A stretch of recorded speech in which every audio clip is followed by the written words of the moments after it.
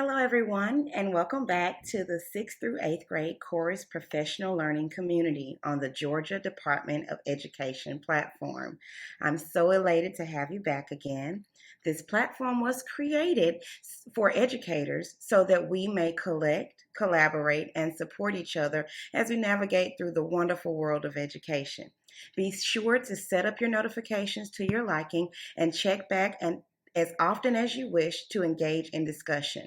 There will be tons of shared information, and it's beneficial for those specific for high school and middle school chorus. Please share this platform with as many people as you wish. Of course, that will open the doors to more input and more opportunities for us to share and grow from one another. I am Brandy Dent, and I am your virtual PLC lead for middle and high school chorus. This particular webinar, I wanted to talk about you being your program's success. Some of the things I want to talk about is how to get your community engaged in your course, creating a community with your students, creating a great community with your parents, and definitely just overall being an advocate for your program or arts in general. Of course, any type of advocacy means that you're being the hype man for your particular program. No one's going to just support you because you exist. So the best thing to do is to put yourself out there and see what kind of response you get. So I use Cat Williams because is you is or is you ain't gonna be your kid's hype man.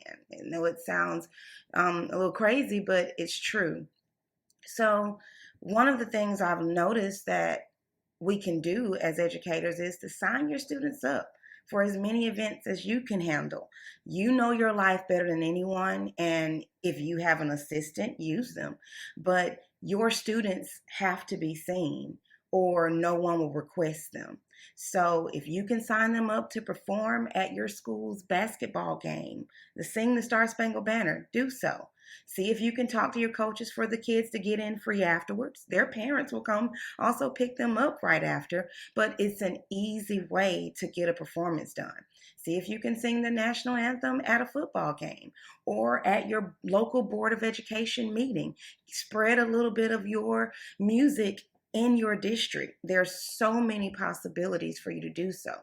One thing that we signed up for was to perform at our local college basketball game. And what we did was it was us performing for halftime and national anthem, but I got my basketball coach to drive us there, and she took her basketball girls with us. So we kind of partnered together for my students to perform, and her students got to hold the huge flag on the basketball court, and we even took a little tour at the college and university. At that particular university. So it's a way to not only get your name out there, but it gives your students an opportunity to explore something more than just their home city. And teaching in a Title I school, myself personally, I love giving my students opportunity to go somewhere else. Insert your program everywhere. As I said before, sign your kids up, have your students present. They don't necessarily have to sing every single time.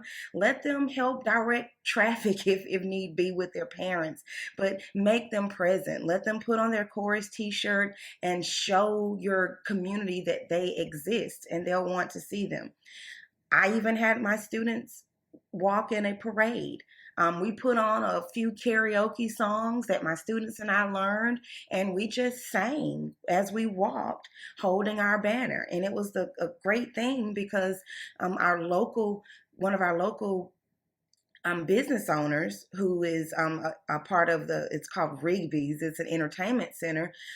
He saw us there, and just because of that, we could easily ask him at any time, hey, we're a couple of dollars short from going on this trip. Could you help us out? The community loves to see you, and they love to see you doing things, and they love to see you supporting their events. So insert yourself there. Perform in local and community venues, and that means anywhere possible, anywhere from a nursing home to your local malls to anywhere else. You'll find that a lot of the information that I'm providing you with is going to be an overlap. And so a lot of things that I'm presenting you with is kind of chaotic because throughout the school year, it should be. You should get so many calls to have your kids perform that you'll have to turn down a few. That's how you advocate for your program. Another thing, form relationships. I have relationships with pretty much everyone in our school, from the PE coaches to the football head coach, the front office, the custodians. Everyone in our building knows who my students are and who I am. And I've only been at this school 3 years. As I told you sooner, I was teacher of the year my second year at this school. And it wasn't because of my kids' talent per se, it was because we were so active. I made sure that they knew, because even though we were a first year chorus program the year I started, we weren't going to let up. We were going to perform any and everywhere. And eventually, my students got better and better at it, of course. So form those relationships with people in and outside of your building. I promise you, you'll get some great information from them. The picture that you see here that just popped up is my students performing at our high school chorus performance. It was amazing for them to sit up there on stage with the big kids, and they sounded great. It was an amazing experience for them, and it gives them something to look forward to as the years progress. We also have relationships formed with our feeder schools. Sometimes we go to the school to put on performances. Because of COVID, things are a little different, so we made them a video instead. And another thing that we do is we form relationships with other schools. The video or the photo that you just saw pop up was our large group performance evaluation showcase concert, where I partnered with another middle school in our district, or you could partner with a sister school or a school in your next door district and get ready for large group performance evaluation. I hope this is something that you and your students participate in every year here in Georgia, with an exception of this year, I understand, but it gives your kids a reason to want to perform. When we go to large group performance evaluation, we see other directors, we see other kids, we teach our kids how to support one another, and that in itself is advocacy. We really want to make sure that we show our kids that they're not the only ones in their situations. So form relationships. It's kind of what we're doing now as a community of music educators. I'm glad to meet many of you in this forum because it gives us a reason to know that, hey, I'm doing something right, or that's a great idea. I need to fix that, or I need to try that. This is a big one because I know we all have busy schedules, but we have students that are not just in our course or in our class. They also participate in other activities. Go to the basketball games, go to the football games, go to the baseball games, go to the pageants that your students are in. Just last year, one of my students was crowned queen. I would have felt really bad if she's saying all these great things about the chorus and I wasn't there to support her. And she sang in the pageant. So I was elated to see 7 or 8 of my girls, out of the 15 contestants, they were all chorus students. And a lot of their confidence came from me helping them. So with that being said, be there. See your kids play basketball. See your kids do other things. And I'm not just talking about other events at your school. Show your face at other events. If you have students that have gone on to the high school level or even college level, go see them, especially if they were some of the students that were your star students. Take a selfie, post it on your school's social media page. Let them know that you're present and you're not just about music, but because you are the music teacher, you're about everybody. And that's a way to also advocate your program. When you have a performance, when you have done something amazing, when your students have done something amazing, send it out. Highlight your program. Show the community that you've done something great. The day after our performance, I'm sending a message to the front office for it to be read so the whole school can hear.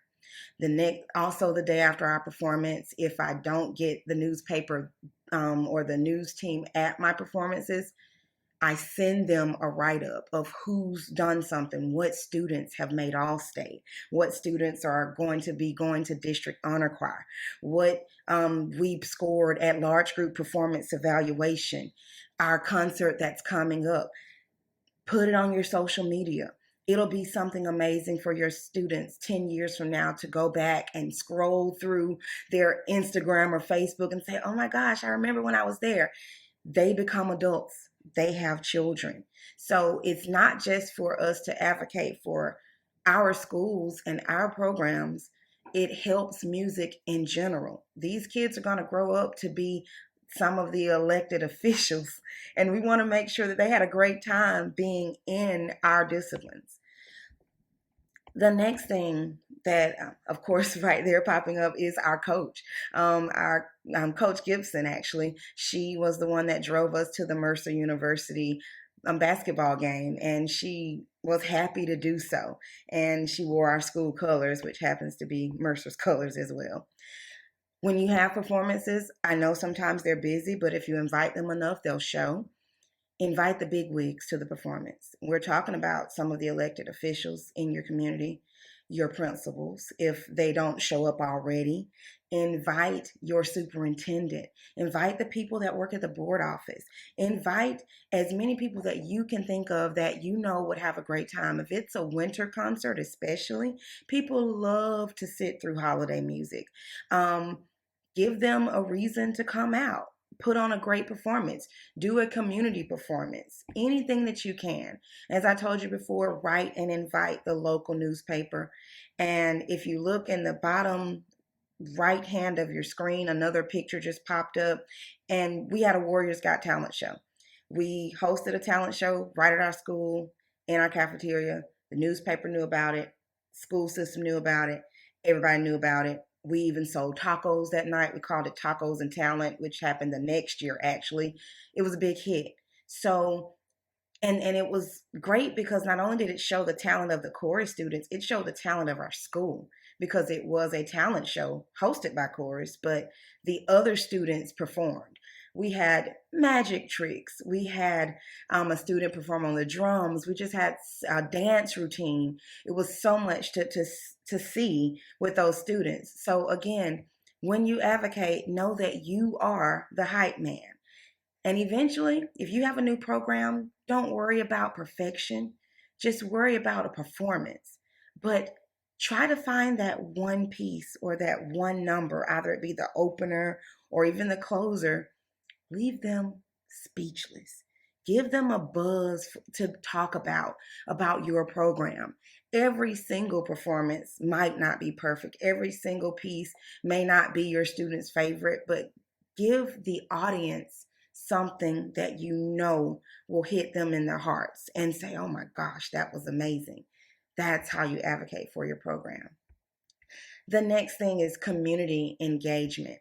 You'll see some of the pictures here, and I'll talk about them as I go through slides.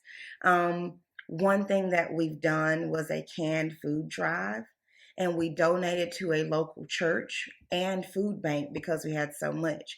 You see here our concert, our winter concert. Admission was free. We did accept donations if need be, but admission was to bring in a non-perishable item. Oakland Baptist Church was the church that we kind of randomly selected. It was a church for a few of my students. And they came, they brought the boxes, they manned the door for us.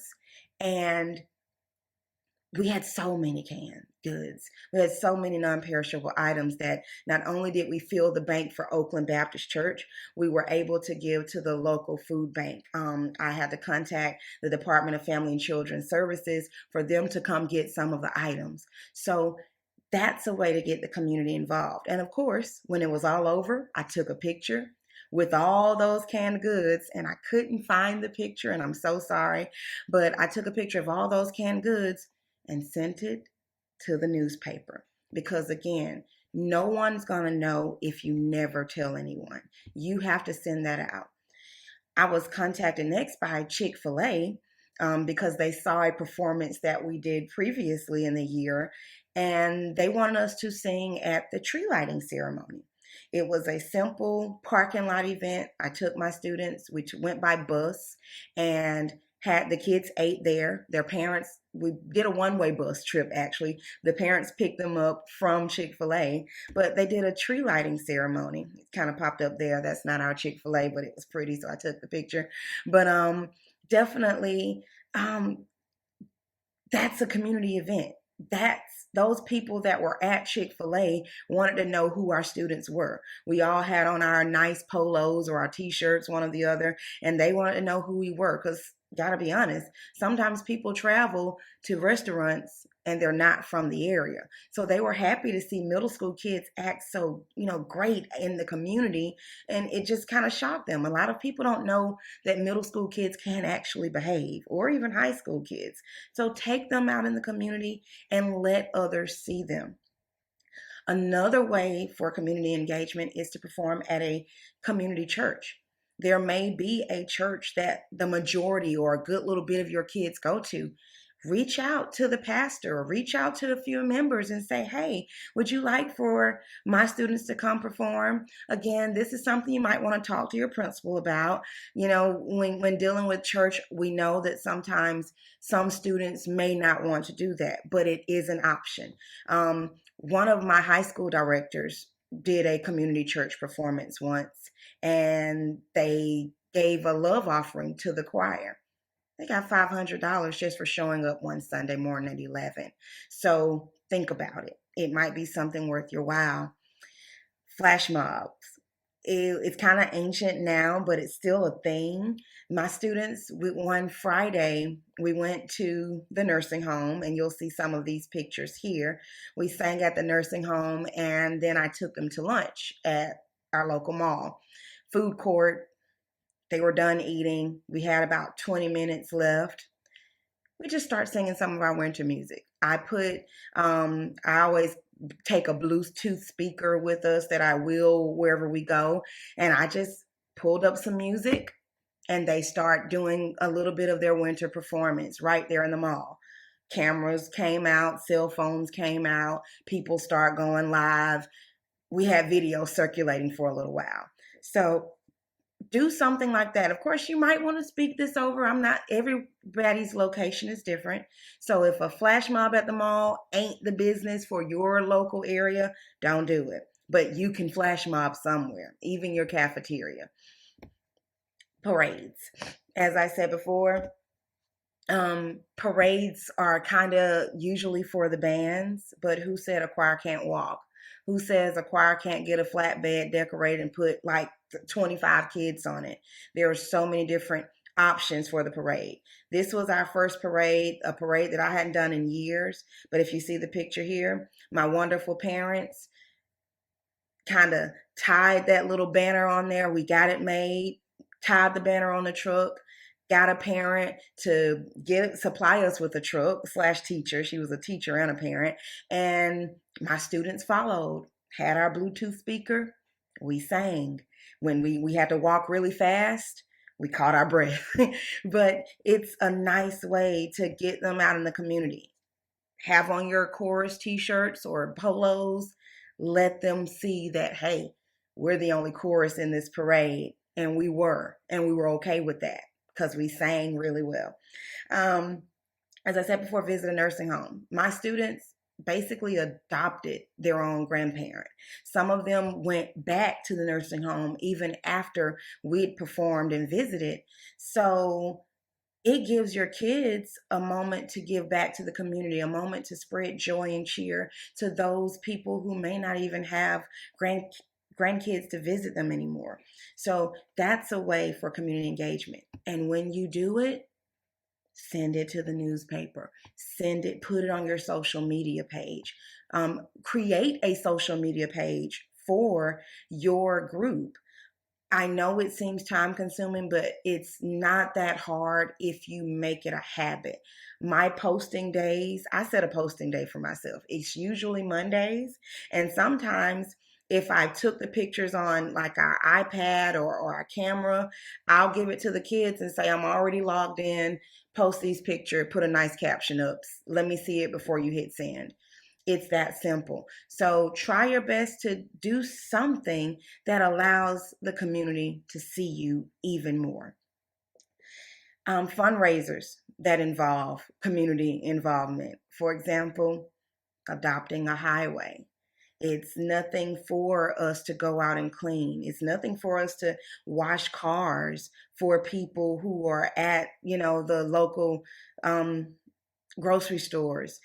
Anything that involves the community, they'll love to show up and donate even to your choir. When they see you out there present, doing things in the community, a lot of times without even asking, someone will ask you the question, can I give you a small donation? So not only are you getting the community engaged in what you're doing, you're getting money for your program just because you were out in the community doing something. And have flyers to pass out for your next concert, or have something so people can know that, hey, this is what we have next. I'm going to backtrack actually. I tried to backtrack. There we go. This picture here is one I hold dear because our kids love and our parents love to see when all the choir directors are getting along. This is a group of awesome musicians here. It was a few years ago, but we took that picture, that selfie at District Honor Choir, and we all put it up on our social media.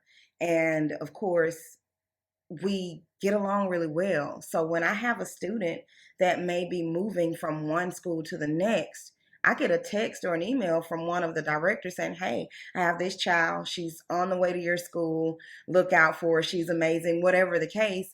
And we're able to basically just have a little bit of a community going on within our music education program. So please, please, please make friends with music educators, band, chorus, drama, theater, whomever, because those kids see you and they see you all getting along and they don't want to see you all acting catty. I'm sorry, it's not a thing. We're in a competitive type realm, but we don't have to be in competition with our other fellow colleagues. That's not a thing.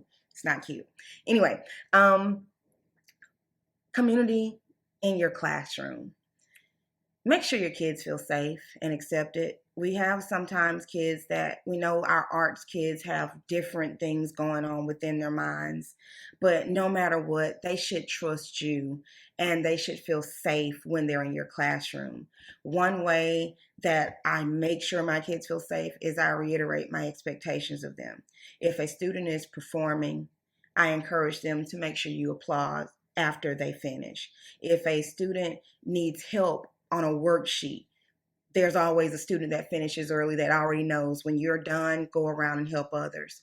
Just make sure that you have expectations that already means you're performing as a community in your classroom. Make sure your eighth graders are okay with helping out your sixth graders when you have a concert together, a joint concert. Make sure that your seventh graders know that the eighth graders are going to be the ones doing attendance. Make sure you check with them when you see them. There are things that you can come up with that basically forces your students to love each other. So create that community for them. Build their confidence. If they made a mistake, don't dwell so much on the mistake, but dwell on the positive things. Don't give them anxiety when they first start singing with you because they didn't do it right the first time. At that, I encourage mistakes. When my students are learning how to read music, for example, or they just started on the piece, I want to hear them out loud make mistakes. That way I can correct them. And when I correct them, they're going to get it right and their confidence is already being built. So make sure that you give them a reason to want to do great and their confidence and their community type skills will kick in. And like I said before, encourage them to support each other. I told you a lot of this is going to overlap. This is another activity that you have to get approval. Of course, my school trusted me, but I've hosted a lock-in at two of my schools that I've taught. in 2 different districts. But if you can't host a lock-in, maybe you can host an after-school activities that doesn't involve a performance per se. It may involve your students getting to know each other. If you look at some of these wonderful things, my students, I hosted a splash party. It was actually an appreciation splash party where teachers, students, and their kids, I meant students and their kids, students and their parents, and any other kids they had, they could bring them all. And we had hot dogs, cheap, hamburgers, cheap, had a dad to grill out for us while we were outside getting wet. Meanwhile, on the inside of the classroom, they were playing cards and karaoke, and I had a parent in there. It was a real easy 3 hour event that started right after school. We were done and cleaned up by 6 p.m. I think 6 or 7 at the latest. All kids were picked up. They couldn't even stay past a certain time unless their parents showed up. So it's an easy event for you to have. Now, as far as the lock-in, my lock-in was from 7 p.m. till 7 a.m. the next day. My students come in, we start by doing check-in and watching a movie, eating popcorn. The next activity that we do is we do kind of like a team building activity where the students get to know each other for about 30 minutes. And then we do our spring show kickoff rehearsal, meaning that we've learned a good little bit of our music. And now we're doing like our formations or going over a few choreography moments. And we do that for about 2 hours. From midnight to about 2 a.m. is game time. So we have different stations set up. There's Uno. We have a face painter come in. Remember I told you about that entertainment center? I used the face painter from there, and she came in and they made a little bit of money from face painting for my kids, and they lined up. And also we do, a parent will bring in like a television. We'll play a game on a big screen. Basketball is going on. We typically use the gym as our lock-in location and the cafeteria as our eating location. And then from 2 a.m. till 4 a.m. is when we basically just play music and they dance. They have a good time. And 4 a.m. to 7 a.m. is lights out. The kids bring their comforters or air mattresses if they wanted to, and they sleep. I have parents pretty much on shift from 7 to midnight or 7 to 10, 10 to 2 a.m., midnight to 3 a.m. There were so many shifts of parents, but they were willing to help out because we had created a community. They know that they can trust me. They know that their students are not that bad. And so that's how we're able to pull that off. I'll go over some of these pictures too. Creating a community in your classroom is also meaning that you're being present at their events, like I told you before. This was at our school dance. My kids were happy to see me. This picture is at a school dance. This picture is our school band kids performing. They're performing at a football game. On cheer day, I like to get the kids, hey, on cheer or game day, I get all the kids together that are in chorus and I take a picture and post them on our social media just to remind parents, your children are just not singers. They're also cheerleaders. They're football players, basketball players, band members. We encourage for them to do other activities.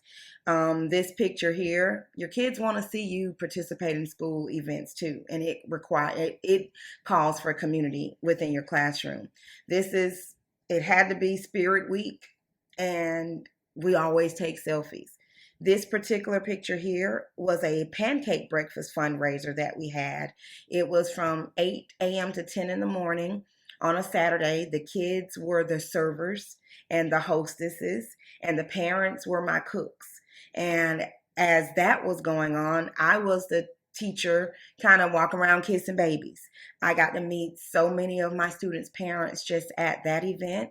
We also hosted an ice cream social where kids basically got to meet some of my former core students, and they were able to meet the newer core students. And we do the ice cream social on open house night. So when they come down to the chorus room or they pass by the chorus room, they're like, what's this? It's ice cream. And that's when my students introduce ourselves, introduce our program, but they also are after school with me, so they're getting to know each other. So after school events do help. Community within your parents. The best way to get your parents involved is for you to communicate with them. Either it be using a platform where you can send them remind messages or text messages, using your school's email system where you can send emails out to them on your upcoming events. Whatever the case, try to send them something at least once a month, because when they see you involved that much, or their kids are involved that much, or you're sending out these many reminders, they know that your program is a big deal.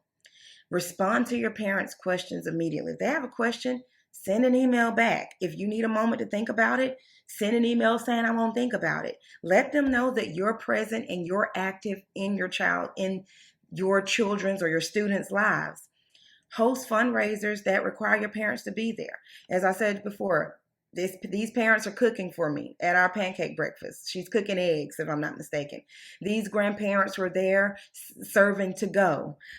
These parents were just there to eat, and that was okay too. These parents were helping put the banner on for that truck in the parade that I told you about.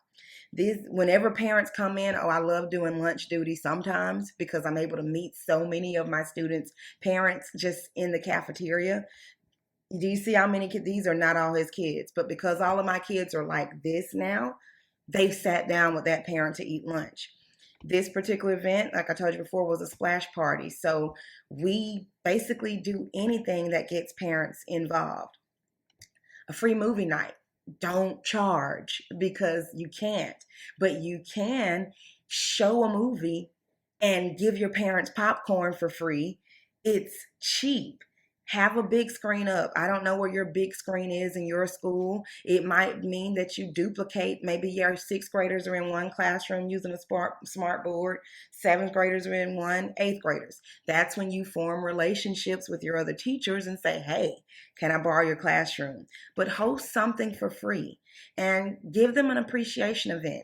Karaoke gets people buzzing about you. They love karaoke night. They love movies. They love anything that shows appreciation. Your parents have other kids. So when you have an event where you can allow them to bring those other children in too, they'll love you. That splash party was the best thing I could do.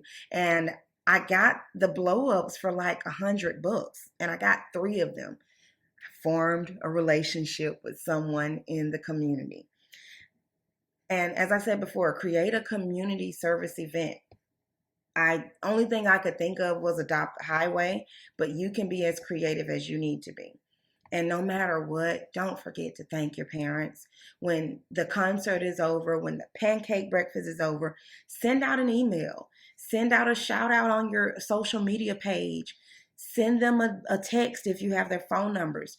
Get those little cheap dollar thank you cards and send something inserted into it. It's so many different ways to let your parents know. Just do your best to try to involve them.